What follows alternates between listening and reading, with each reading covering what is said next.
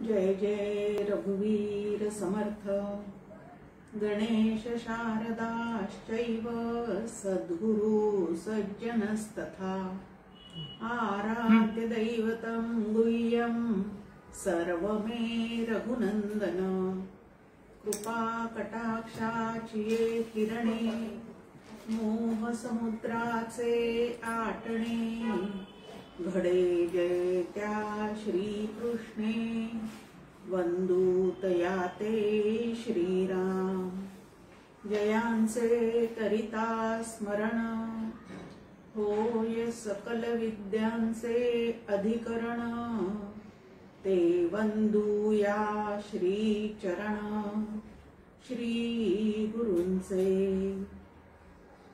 ओम सहना भवतु सहनौ भुनक्तु सह वीर्यं करवावहि तेजस्विनावधीतमस्तु मा विद्विषावहि ओम शांति शांति शांति।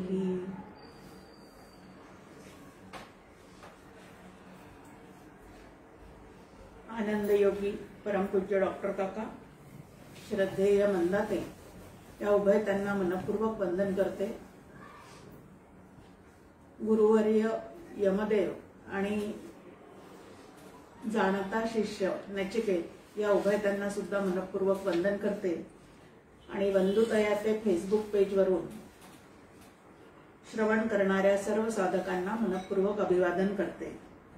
द्वितीय अध्याय प्रथम वल्ली असं कठोपनिषदातील विषय आपला सुरू आहे।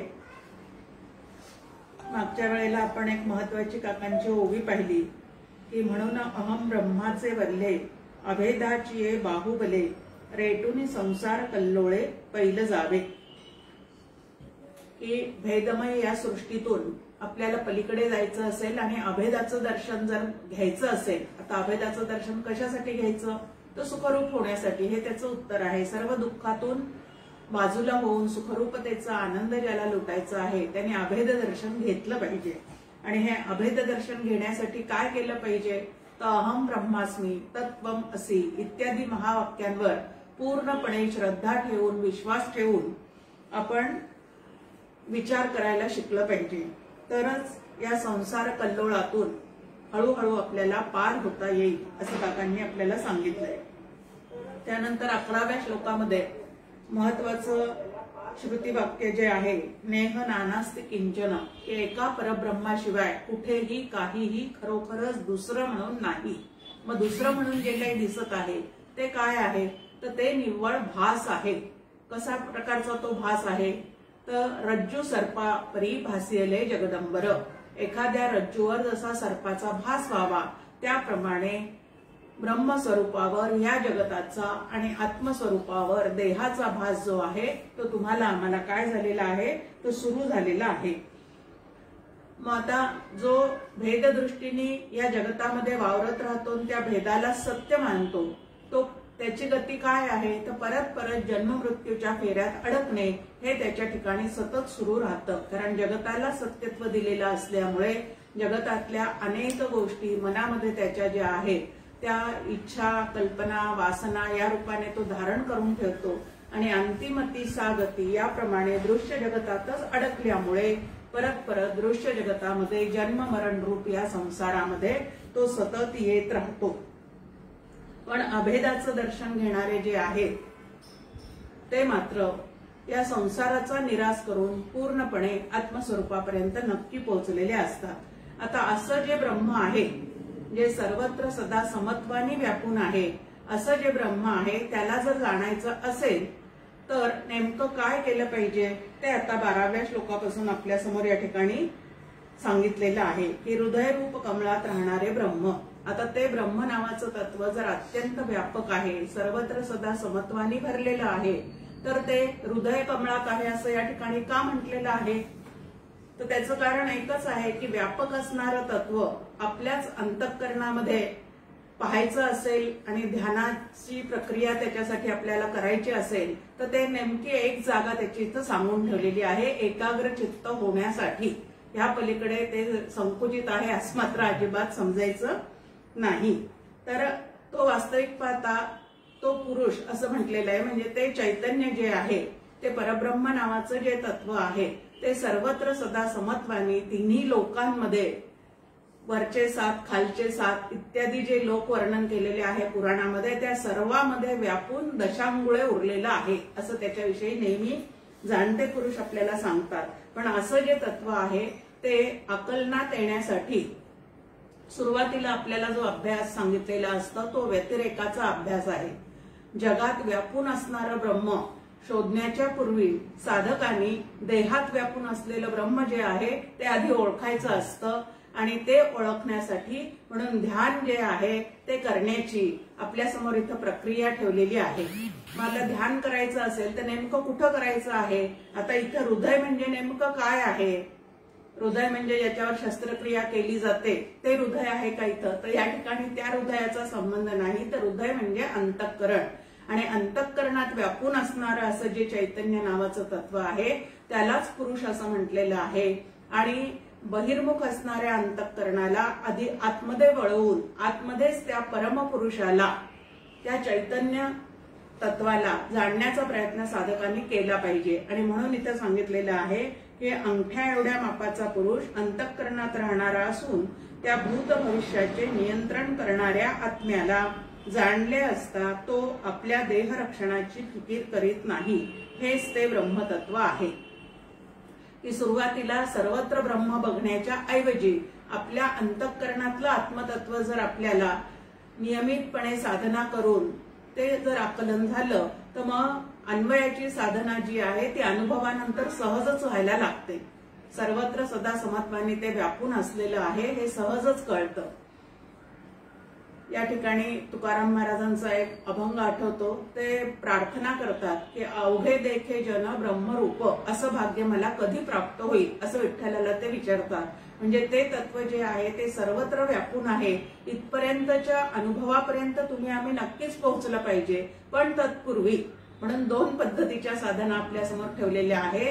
स्वतःच्या देहाच्या आतील आत्मचैतन्याची ओळख करून घेण्यासाठी व्यतिरेकाचा अभ्यास करावा लागतो, म्हणजे दृश्य जगतासारखं ते नसून ते त्याच्याही पूर्ण पलीकडे असणारं वेगळं असणारं दृश्य जगतात व्यापून असूनही ते अलिप्त असणारं असं तत्व आहे। असा त्याचा शोध आतल्या आत साधना करून विचार करून ते विचार सुद्धा संत संगतीप्रमाणे शास्त्रांनी दृष्टी दिली त्याप्रमाणे करत करत आतलं आत्मतत्व जे आहे ते ओळखण्यासाठी म्हणून व्यतिरेकाचा अभ्यास आहे।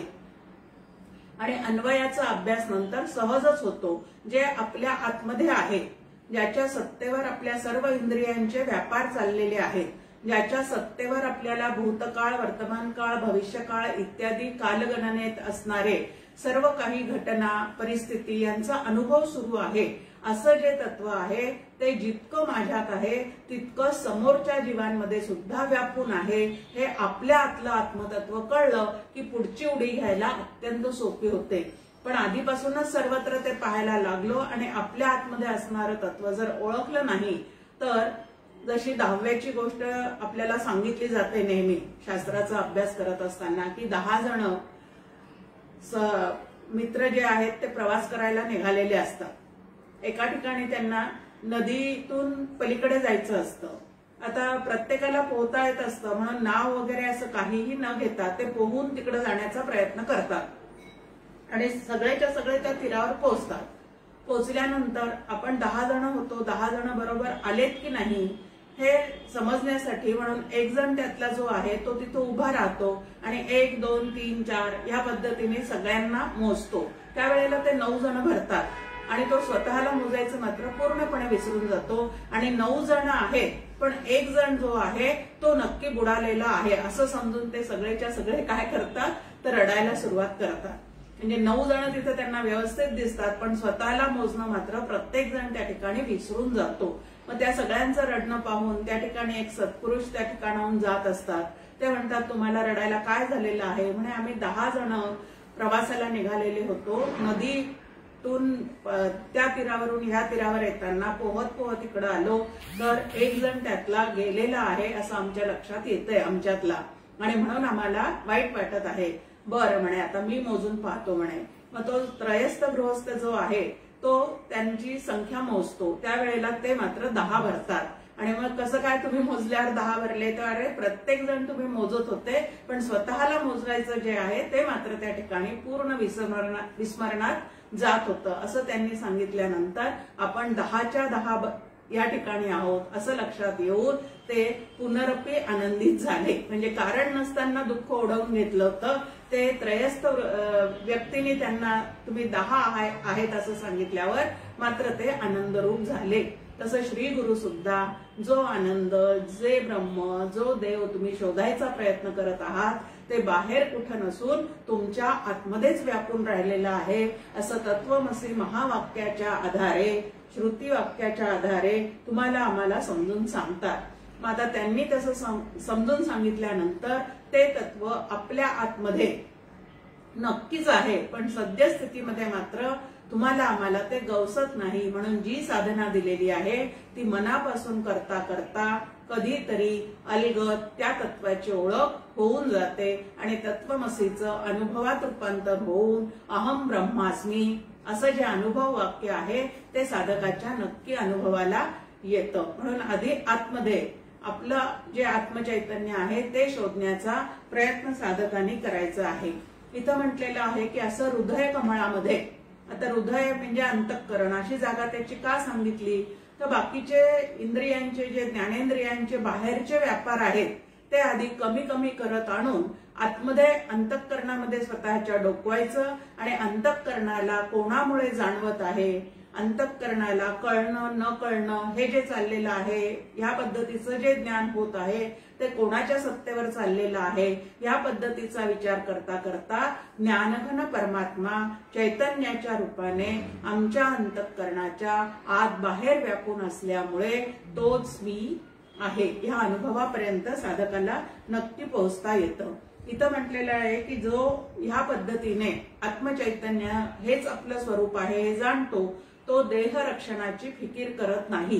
म्हणजे वाटेल तसं त्या देहाला वागवतो असा त्याचा अर्थ आहे का? तर असं नव्हे. पूर्वी जी देहबुद्धी असल्यामुळे सतत देह रक्षणाचा विचार असायचा तो त्याचा या ठिकाणी देहबुद्धी कमी झाल्यामुळे आणि आत्मबुद्धी स्थिर झाल्यामुळे त्या विचाराला गौणत्व प्राप्त होतं. अखंड आत्मानुसंधानात राहिल्यामुळे कोण देहा ते सांभाळी ह्या पद्धतीची त्याची त्या ठिकाणी अवस्था होऊन जाते. ब्रह्मानंदे लागे टाळी कोण देहा ते सांभाळी या पद्धतीचं संतांचं वचन आपल्या समोर आहे की ब्रह्मानंदामध्ये ते इतके मग्न होऊन जातात की मग देह रक्षणाची त्यांना फिकीर वाटत नाही. याचा अर्थ देहाला ते कसंही वागवतात वापरतात असा त्याचा अर्थ नाही. देहाचं रक्षण जरूर करतात पण देह हे साधन आहे, साध्य नाही हा विचार मात्र त्या ठिकाणी पूर्णपणे स्थिर झालेला असतो. आणि आत्मबुद्धी स्थिर झालेली असल्यामुळे देहबुद्धीतून होणारे जे सुरुवातीचे व्यापार होते ते मात्र त्यांच्या चित्ताचे हळूहळू कमी होऊन जातात. एवढा मोठा लाभ देहे बुद्धी ते आत्मबुद्धी करावी ह्या विचाराने होत राहतो. कारण समर्थ रामदास स्वामी दासबोधातल्या पहिल्याच दशकामध्ये समासामध्ये आपल्याला सांगतात की एवढं जीवनामध्ये सुखदुःखाचा अनुभव सतत आपल्याला सुरू असतो त्याचं कारण काय आहे? तर देहबुद्धीचे नाना धोके. देहबुद्धीत अडकल्यामुळे जीवाला अनेक तऱ्हेच्या प्रसंगांना तोंड द्यावं लागतं आणि छोट्या छोट्या प्रसंगांनी सुद्धा त्याच्या अंतःकरणाची अतिशय व्याकुळ दशा त्याला भोगावी लागते. आणि म्हणून देहबुद्धीचं रूपांतर ज्या वेळेला आत्मबुद्धीत होतं, आता हे आत्मबुद्धीत रूपांतर होण्यासाठी रोज ध्यानाच्या माध्यमातून त्याची काय करावी लागते? तर सवय करावी लागते की देह मी नसून जो जन्माला येतो आणि काही काळाने मृत्यूपंथाने जातो तो देह मी नसून अजर आणि अमर असणारा आत्मा मी आहे असं ज्या ठिकाणी पूर्णपणे सुस्थिर ज्ञान होतं त्याच्या ठिकाणी मात्र देह जाओ अथवा राहो पांडुरंगी दृढ भाव या पद्धतीचा भाव त्याचा आत्मस्वरूपाच्या ठिकाणी पूर्णपणे काय झालेला असतो तो सुनिश्चितपणाने तो त्या पद्धतीने तिकडे पाहतो. इथे एक प्रमाण दिलेलं आहे की आत्मा अंगुष्ठ प्रमाण व्यापी जो अंतःकरण ऐसी गा मोजणी गौण आत्मस्वरूपा. का वरीचा वेळू अंतरी असे पोकळू तेथे आकाश रिघे हळू व्यापुनी राही आकाश असे चराचरी तेची वेळूचे अंतरी ते वेळू प्रमाण जोवरी वेळू असे. ही वास्तविक पाहता ब्रह्म नावाचं तत्व अंगठ्या एवढं अजिबात नाही, पण तरी सुद्धा ज्याला ज्याला देह लाभलेला आहे त्याला त्याला सूक्ष्म असणारं अंतःकरण सुद्धा अनुभवाला येतच आहे. मग आता संपूर्ण व्यापक असणारा हे ब्रह्मतत्वाचा शोध सुरुवातीला कुठं घ्यायचा आहे, तर बाबा तुझ्या अंतःकरणातच ते व्यापून आहे आणि म्हणून त्याचा पत्ता या पद्धतीने तुम्हाला आम्हाला सांगितलेला आहे. विभूती योगामध्ये सुद्धा संपूर्ण देहामध्ये मन हेच माझं स्वरूप आहे असं भगवंत त्या ठिकाणी बोलतात. आता मन हेच माझं स्वरूप आहे म्हणजे आतमध्ये डोकावून पहा, तुम्हाला मी नक्की सापडेल असं तर त्या ठिकाणी सांगण्याचा उद्देश आहे. आता इथं अंतःकरण किंवा हृदय हा जो शब्द वापरलेला आहे तो गौण अर्थाने वापरलेला आहे. तुम्हाला आम्हाला त्याची ओळख व्हावी म्हणून त्या ठिकाणी त्याचं ते ठिकाण सांगितलेलं आहे. मग त्याला इथं उदाहरण दिलेलं आहे की कुंपण घातलेलं असतं, त्या कुंपणामध्ये अनेक काड्या किंवा बांबू असे लावलेले असतात. ते बांबू जे लावलेले आहेत त्याच्यात जी पोकळी आहे त्या पोकळीमध्ये सुद्धा आकाश शिरून त्या ठिकाणी राहिलेलंच असतं. आता जोपर्यंत ते बांबू आपल्याला दिसतो तोपर्यंत त्या ठिकाणी काय म्हटलेलं आहे, तेव्हा तो वेळू असेपर्यंत ते वेळू प्रमाण असे म्हणतात. आता ह्याच्यापेक्षा सोपं उदाहरण म्हणजे आपलं घटाकाशाचं आहे. इथं वेळू प्रमाणाचं दिलेलं आहे की त्या वेळूमध्ये जसं आकाश व्यापूनच असतं त्याप्रमाणे आपल्या अंतःकरणामध्ये चैतन्य व्यापूनच असतं. मग जोपर्यंत तो बांबू दिसतो तोपर्यंत ते वेळू प्रमाण म्हटलं जातं. तसं जोपर्यंत आपल्याला आपल्या देहाचा अनुभव सुरू आहे तोपर्यंत आपल्या अंतःकरणात ते आहे असं अंतःकरणाचं प्रमाण घेऊन या ठिकाणी त्याची मांडणी केलेली आहे. आता जोपर्यंत घट आहे तोपर्यंत व्यापक असणारं आकाश त्या घटात आहे असं सांगताना आपण त्याला घटाकाश असं म्हणतो. वास्तविक पाहता घट नव्हता तेव्हा सुद्धा आकाश होतं, घट आहे तेव्हा सुद्धा त्यात व्यापून असणारा आकाश आहे आणि तो घट फुटला तरी सुद्धा आकाश जे आहे ते जसंच्या तसं राहणार आहे. तसं आमचं अंतःकरण नव्हतं तेव्हाही चैतन्य आहे, अंतःकरणाचा अनुभव सुरू आहे तेव्हाही चैतन्य आहे आणि अंतःकरण ज्या वेळेला निवृत्त होतं त्याही वेळेला ते चैतन्य जे आहे ते जसंच्या तसंच असतं. तैसे हृदयाची कमळी त्या वेळू प्रमाणाप्रमाणे इथं आपल्याला समजून सांगितलेलं आहे. अंतरी असे जी पोकळी तेथ आत्मा खेळी मेळी लपवणी असे की त्याच्यामध्येच ते आत्मचैतन्य आहे आणि त्याच्या आतमध्ये ते व्यापून असल्यामुळे अंतःकरणाला सर्व तऱ्हेच्या जाणीवा ज्या आहेत त्या होत चाललेल्या आहेत. देह इंद्रियांचे संघाता येई तयाने पूर्णता जैसी पूर्ण होय वनिता कुंकुमे एका. अजून एक या ठिकाणी आपल्याला उदाहरण दिलेलं आहे की एखाद्या भगिनीने संपूर्ण अलंकार धारण केले, पैठणीसारखी साडी नेसलेली आहे, त्यानंतर सुंदर गजरा अंबाड्यावर माळलेला आहे, जोडव्यापासून तर बिंदीपर्यंत एवढे दागिने तिने घातलेले आहेत, पण कुंकू जर लावलेलं नसेल तर ते तसं तिथं अपूर्णच दिसतं. पण एक कुंकू लागल्यानंतर तिला जशा त्याला पूर्णता येते, तिच्या साज शृंगाराला जशी पूर्णता येते त्याप्रमाणे आत्मचैतन्यामुळे तुमच्या आमच्या जीवनाला पूर्णता आहे. तेवढं एक काढून टाकलं तर काय झालेलं आहे मग? समर्थ त्या ठिकाणी म्हणतात ते जीव चैतन्य त्या ठिकाणाहून गेलं की तो देहाला प्रेत म्हणूनच सगळेजण ओळखतात, त्याला क्षणभर सुद्धा नंतर घरामध्ये ठेवून घेत नाही. ऐसा आत्मा जो देही तो काळा नियंता तीनही तिन्ही देवा व्यापुनी राही जगन नियंता. तर या ठिकाणी 3 काळ आणि 3 देव जे आपल्या परिचयाचं आहे त्याच्या आत बाहेर सुद्धा तेच व्यापून आहे हे सांगण्यासाठी 3 काळ म्हणजे भूतकाळ, वर्तमान काळ आणि भविष्यकाळ या तिन्ही ठिकाणी ज्या घटना आमच्या जीवनामध्ये घडतायत, घडत चाललेल्या आहेत किंवा घडणार आहे त्या सगळ्याचं ज्ञान आम्हाला त्या चैतन्याच्या सत्तेवरच होतं.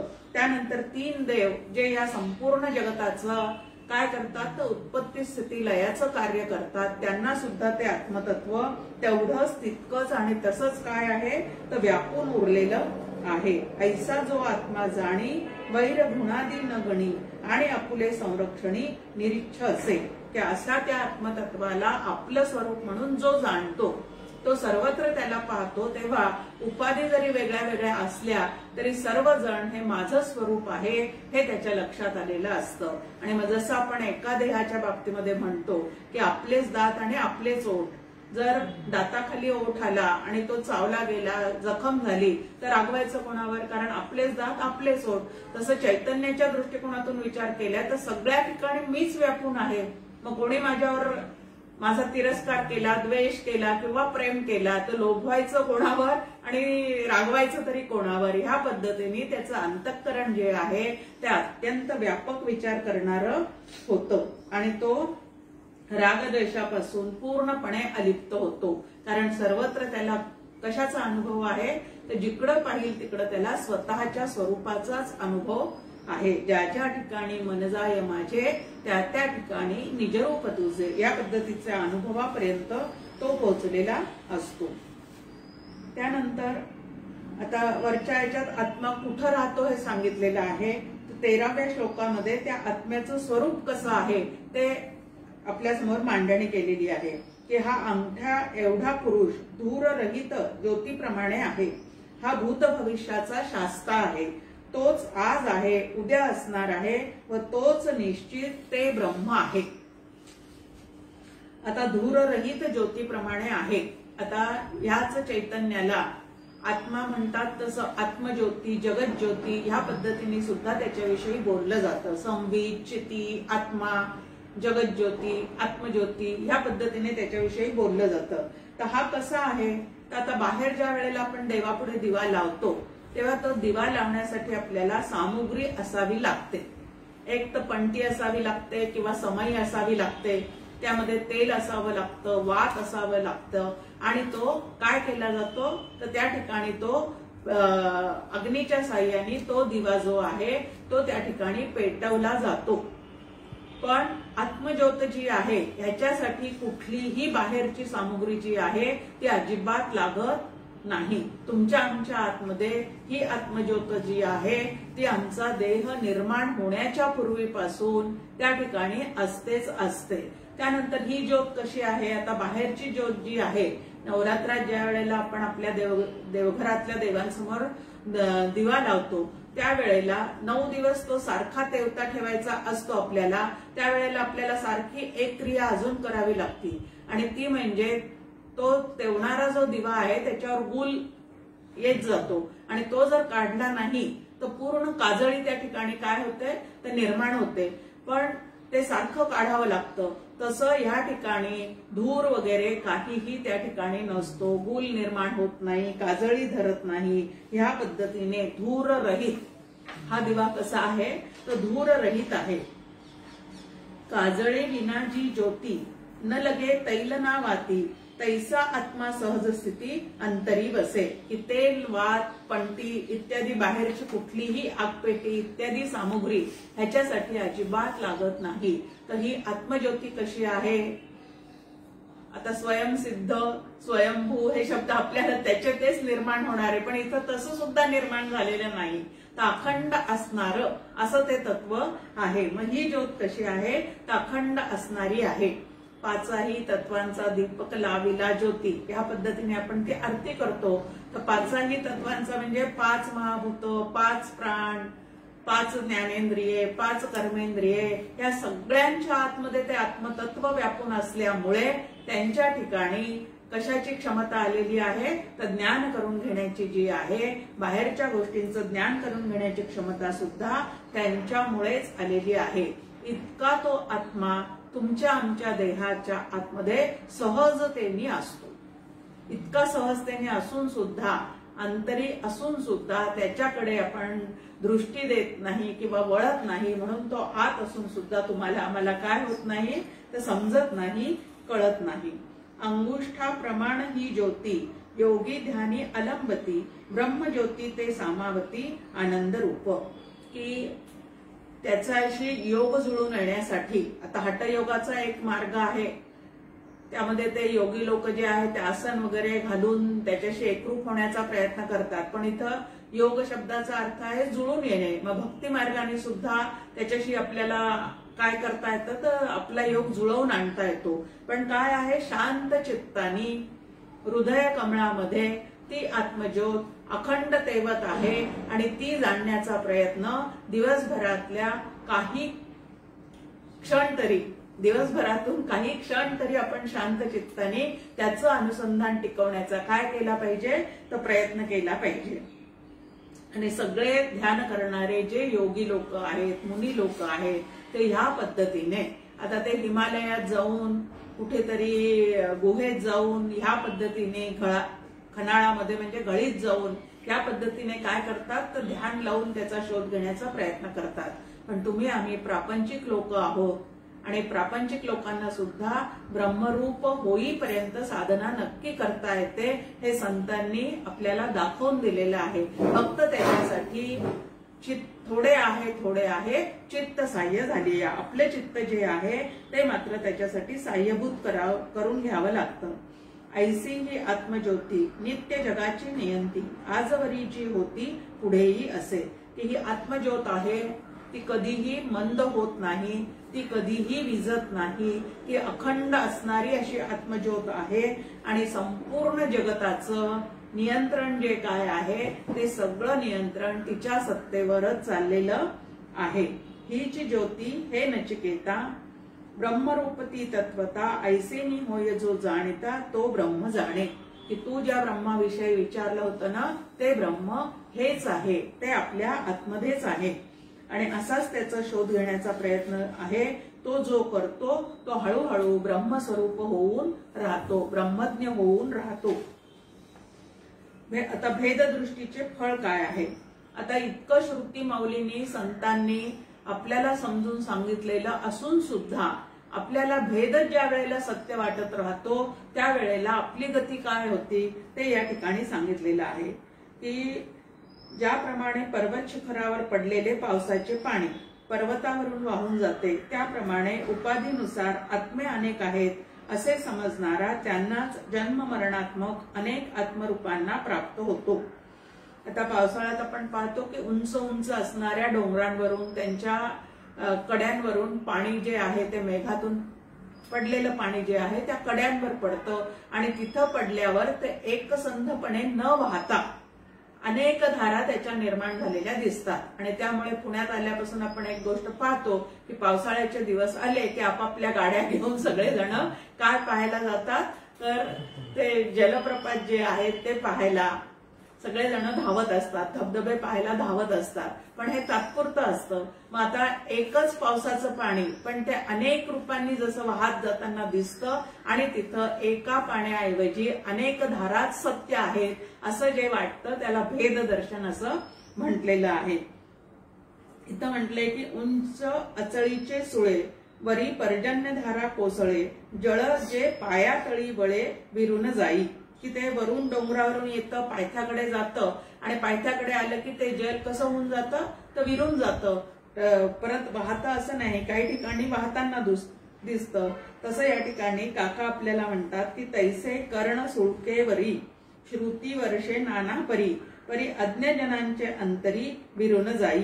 की त्याप्रमाणे संतांनी सांगितलेले विचार, श्रुती माऊलींनी दिलेले विचार आपल्या कर्ण सुळकेवर कित्येकदा तरी काय होतात तर त्या ठिकाणी पर्जन्याचा वर्षाव करतात. कारण संतांचं कसं आहे मेघवृष्टी परी करू उपदेश, की मेघाची जशी वृष्टी होते त्याप्रमाणे हे संत कैसी कळवळ्याची जाती करती लाभाविण प्रीती. आपल्या बोलण्याकडे कोणाचं लक्ष आहे की नाही हे न पाहता सगळ्यांचं कल्याण व्हावं अशी अत्यंत तळमळ आतमध्ये असल्यामुळे ते सगळ्यांवर काय करतात तर या प्रवचनांच्या द्वारे कृपा वर्षाव करण्याचा प्रयत्न करत असतात. पण हा पर्जन्य वर्षाव होत असून सुद्धा अज्ञानी जनांच्या ठिकाणी मात्र ते सगळं वाया जातं. ज्याला आपण म्हणतो पालथ्या घड्यावर पाणी, ह्या पद्धतीने ते जे आहे ते लक्षात राहत नाही. निरूपणे हे सद्वृत्ती होते स्थलत्याग होता सवेच जाते. असं तुमचं आमचं वर्णन जे आहे तुमच्या आमच्या सारख्या श्रोत्यांचं वर्णन समर्थांनी करून ठेवलेलं आहे.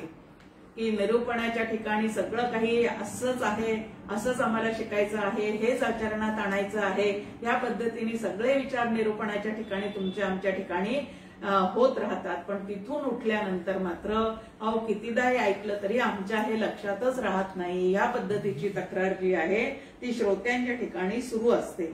आत्मा एकची म्हणोनी सांगते श्रुती गर्जोनी, कोणी न ते परिमानी म्हणता मी. आत्मा नावाचं तत्व खरोखरीच एक आहे. प्रत्येकाचे अंतःकरण जरी उपाधी सापेक्षतेने वेगळे वेगळे दिसत असले तरी त्या अंतःकरणात होणाऱ्या मीच्या स्फुरणामागे असलेलं जे आत्मचैतन्य आहे ते मात्र सर्वांच्या ठिकाणी पूर्णपणे एकच आहे. पण बुद्धी प्रत्येकाची भिन्न भिन्न आहे, तिच्यावरचे संस्कार प्रत्येकाचे भिन्न भिन्न आहे. म्हणून या मी स्फुरणाच्या द्वारे प्रत्येक जण एकमेकापासून स्वतःला वेगळा समजत राहतो. वास्तविक पाहता सगळेजण कसे आहेत, आत्मरूपच आहे. मग त्यात दैत्य असू दे, दानव असू दे, मानव असू दे, देव असू दे, कोणीही जरी असले तरी सगळेजण आत्मरूपच आहे. पण देह या उपाधीमुळे, अंतःकरण या उपाधीमुळे, स्वभावाच्या उपाधीमुळे प्रत्येक जण या मीच्या स्फुरणाच्या द्वारे स्वतःला मात्र वेगळा वेगळा समजत राहतो. आणि जोपर्यंत हा भेद आहे, मी म्हणून कोणीतरी वेगळा वाटतो तेव्हा तू म्हणून समोर सुद्धा कोणीतरी वेगळा दिसतो. आणि मग त्या ठिकाणी मी तू तूची काय चाललेली असते, सदैव त्या ठिकाणी त्यांच्या जीवनात तेवढीच सिरियल सुरू असते, तू तू मै.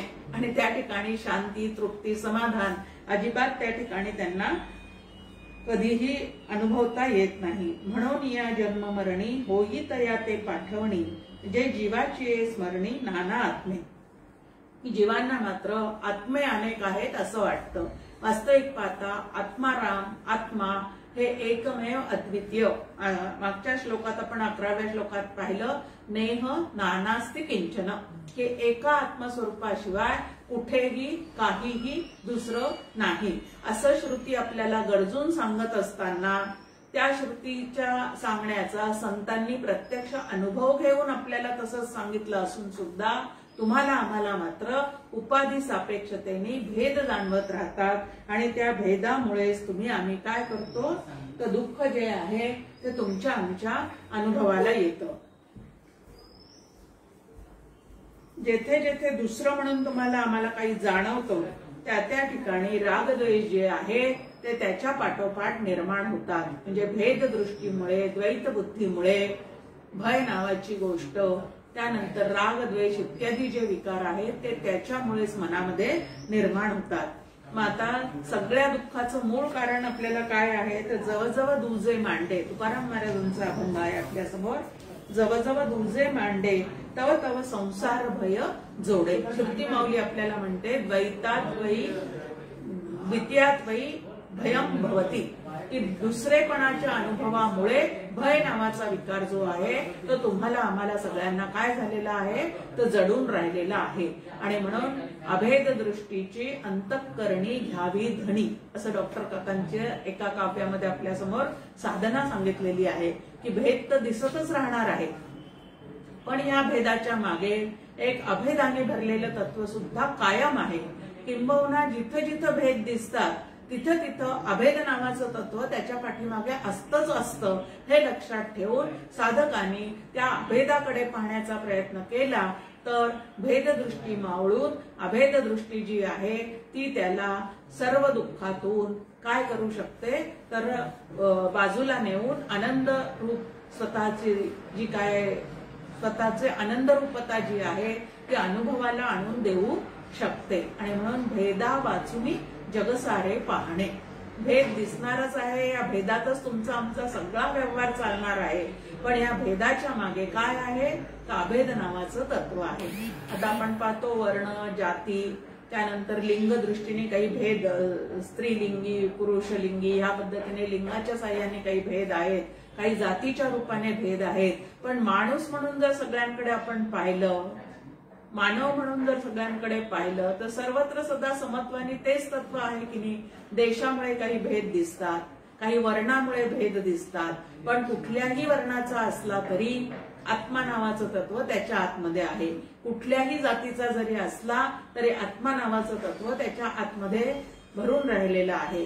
मग आता राजा असला काय किंवा नोकर असला काय, दोघांच्या आतमध्ये सुद्धा आत्मा नावाचं तत्व तितकंच व्यापून आहे.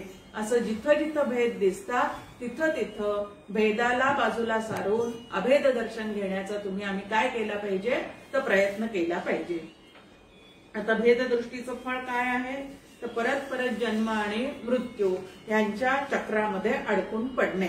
भजनामध्ये मात्र आपण नेहमी म्हणतो की हा फेरा आमचा चुकवला पाहिजे, पण तो चुकवण्यासाठी कशामुळे या फेऱ्यात अडकलो? कारण आहे त्याचं वासनेमुळे अडकलो. वासना कशामुळे निर्माण झाली? जगत सत्यत्वामुळे वासना निर्माण झालेली आहे. मग आता श्रुती माऊली काय सांगते? जग सत्य आहे का मिथ्या आहे सांगते. श्रुती माऊली आणि संत सांगतात जग मिथ्या आहे, आणि आम्ही मात्र समजून बसतो जग सत्य आहे. मग आता पहिली रीतच जर चुकली तर गणित जे आहे ते पुढचं सगळं काय होऊन जातं तर ते उत्तर जे आहेत ते पूर्ण चुकीचे होऊन जातात. म्हणून सगळ्यात पहिलं आपल्याला लक्षात ठेवायचं आहे ब्रह्म सत्य जगन मिथ्या जीवो ब्रह्मैव ना पराहा. हा सिद्धांत जो आहे तो पूर्णपणे लक्षात ठेवून जर आपण विचारांची घडी बसवलेली असेल तर या सगळं कारणासह दुःख निवृत्ती होऊन आपल्याला परमानंदाची प्राप्ती जी आहे ती नक्की ह्याच देहात असताना होऊ शकते. हे महत्वाचं आहे की ह्याच देहात असताना ती आमच्या ठिकाणी होऊ शकते. आता इथं जसं एक उदाहरण दिलंय आपल्याला की उंच असणाऱ्या पर्वताच्या सोळक्यावरून पडलेलं पाणी अनेक धारांनी वाहत जातं आणि त्या अनेक धारा ज्या आहेत त्याच आपल्याला सत्य वाटत राहतात. आता अभेद दर्शनाचं फळ सांगताना आपल्याला एक वेगळा इथं या ठिकाणी दृष्टांत दिला आणि त्या ठिकाणी सांगितलेलं आहे की ज्याप्रमाणे शुद्ध पाण्यात मिसळलेले शुद्ध पाणी त्यातच पूर्णपणे मिसळते, त्याप्रमाणे हे गौतमा विज्ञानी मुनीचा आत्माही ब्रह्म होऊन राहतो. आता महत्वाचं काय आहे? शुद्ध पाण्यात मिसळलेले शुद्ध पाणी. आता गंगेच्या प्रवाहामध्ये आपण उभे आहोत, सूर्याकडे तोंड देऊन गंगेतलंच पाणी घेतलं आणि अर्घ्य दिलं तर ते पाणी त्यात मिसळायला काही वेळ लागणार आहे का? अजिबात वेळ लागत नाही. मग तसं शुद्ध झालेला आत्मा महत्वाचं आहे. आता आत्मा मूळचा शुद्धच आहे, पण त्या आत्म्याच्या सत्तेवर जो जीवात्मा कार्यरत आहे तो मात्र मलिन झालेला असतो. कशामुळे मलिन झालेला आहे तर जगत सत्यत्व, त्यानंतर देह तादात्म्य आणि कर्तृत्व भोक्तृत्व या तीन भ्रांतीमुळे त्याचं अंतःकरण जे आहे या तीन भ्रांतीमध्ये अडकून त्यांनी सगळा जो व्यवहार केलेला असतो त्या व्यवहारातून त्याच्या अंतःकरणाला सुखदुःखाचे पाप पुण्याचे काय लागत राहतात तर सगळे मळ लागत राहतात. आता मग एवढं मलिन झालेलं अंतःकरण मागेही आपण या ठिकाणी पाहिलेलं आहे की कोणाला आत्मज्ञान होऊ शकतं. तर एका श्लोकामध्ये आपण पाहिलेलं आहे की ज्याचं अंतःकरण सुसंस्कृत झालेलं आहे. आता सुसंस्कृत झालेलं आहे म्हणजे काय केलेलं आहे? श्रुती माऊलींचे संतांचे आणि श्री गुरूंचे विचार ज्याने आपल्या अंतःकरणात अंगी बाणवलेले आहे आणि त्याच पद्धतीने तो जगाकडे देहाकडे पाहायला शिकलेला आहे, त्याचं अंतःकरण जे आहे ते शुद्ध होऊन जातं. आता माझं अंतःकरण शुद्ध आहे की नाही हे मी कसं तपासायचं? आता या ठिकाणी आपल्याला सांगितलेलं आहे की शुद्ध पाणी शुद्ध पाण्यात लवकर मिसळतं. मग ज्याचं अंतःकरण शुद्ध झालेलं आहे किंवा शुद्ध होण्याची प्रक्रिया ज्याच्या अंतःकरणात सतत सुरू आहे त्याच्या अंतःकरणाला आत्मज्ञानाची तळमळ ही लागलेलीच असते. आता ह्याच्यावरून आपण लक्षात घेऊ शकतो की माझं अंतःकरण शुद्ध झालंय किंवा नाही. जर आत्मज्ञानाची तळमळ असेल किंवा आजवर जे मी सातत्याने संतांकडून ऐकत चाललेलं आहे त्याच्याविषयी अनेक ग्रंथ मी वाचतो आहे, त्यानंतर अनेक कीर्तन प्रवचन ह्याच्या माध्यमातून त्याच आत्मतत्वाविषयी ऐकतो आहे, ते आत्मज्ञान मला कधी होईल केव्हा होईल असा निदिध्यास जर आपल्या चित्ताला लागलेला असेल तर आपलं अंतःकरण बरोबर शुद्ध होत चाललेलं आहे हे लक्षात घ्यायला हरकत नाही. पण इतक्या वर्षापासून ऐकून सुद्धा आहे की नाही कोणाला माहिती, असा संशय जर चित्तामध्ये असेल तर नक्की समजायला हरकत नाही की कुठेतरी काहीतरी आपल्या अंतःकरणात अजून सुद्धा अशुद्धता आहे. आता शुद्ध म्हणजे नेमकं काय आहे, तर आपण पाहतो की सोनं शुद्ध आहे म्हणजे त्याला दुसरा कुठलंही किडाळ त्या ठिकाणी नाही, दुसऱ्या कुठल्याही गोष्टीचा त्याला त्या ठिकाणी डाग लागलेला नाही, त्याला आपण साधारण शुद्ध म्हणतो. आता पांढरे कपडे, त्याच्यावर एवढासा जरी डाग पडला तरी तो कपडा कसा झालेला दिसतो, आपल्याला मलिन झालेला दिसतो. म्हणजे ज्याच्या अंतःकरणावर पाप पुण्याचे डाग अजिबात नाहीत.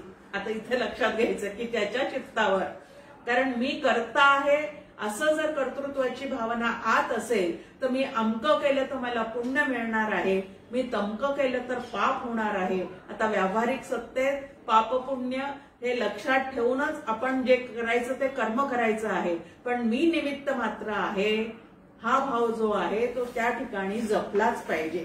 आता जीवरूपाने मी निमित्त मात्र आहे आणि ब्रह्मरूपाने आत्मरूपाने मात्र आम्ही अकर्ते आहोत, असं ज्या वेळेला आपल्या लक्षात राहील तेव्हा तुमचं आमचं अंतःकरण अतिशय शुद्ध होऊन जाईल. जिथं कर्माचा यत्किंचित सुद्धा लेप नाही असं जे अंतःकरण आहे त्याला शुद्ध अंतःकरण असं म्हणतात. की या 3 भ्रांतीतून जो सुटलेला आहे तो शुद्ध आत्मा झालेला आहे.